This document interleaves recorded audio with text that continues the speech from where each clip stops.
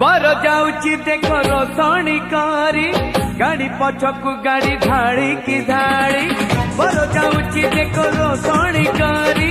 गाड़ी पछकू गाड़ी धाड़ी की धाड़ी छक छक रे झाड़ बजार भारी भीड़ छक छक रे झाड़ बजार भारी भीड़ दुलुकी जाऊची रे सारा सहर आज आम सांग बाहाघर आज आम सांग